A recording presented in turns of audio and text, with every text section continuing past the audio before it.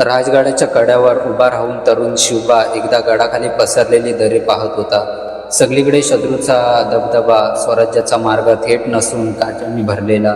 तेवढ्याच बाजूला उभ्या असलेल्या मावल्याने विचारलं, शिवबा, इतक्या अडचणीत का? देव आपल्याला एवढं कठीण का करतो? शिवबा हसला आणि शांतपणे म्हणाला, देव आपणाला तोडण्यासाठी अडचणी देत नाही, आपण किती घडलेला आहोत हे ओळखून द्यायला देतो.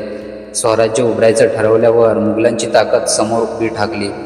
आपल्या लोकांमधूनच दगाबाजी झाली. शत्रूने किल्ले हिसकावले. संपूर्ण जग म्हणालं, हे स्वप्न फक्त वेडेपणा आहे. पण शिवबाने प्रत्येक अडथळ्याकडे अडसर म्हणून नाही तर दैवी मार्गदर्शन म्हणून पाहिलं.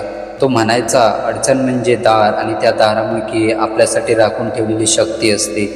तोच अनुभव नंतर आग्र्याच्या कैदेतही उपयोगी पडला.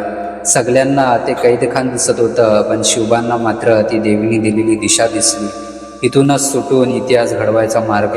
म्हणूनच ते सुटकेसह परतले आणि पुढे संपूर्ण हिंदवी स्वराज्याचा विजयाचा मार्ग खुला झाला. अडचण म्हणजे शेवट नाही, ती तर पुढच्या यशाचा दैवी संकेत असते. आपण ओळखायला शिकलो तर संकटच आपल्याला छत्रपतींच्या मार्गावर नेऊ लागतात.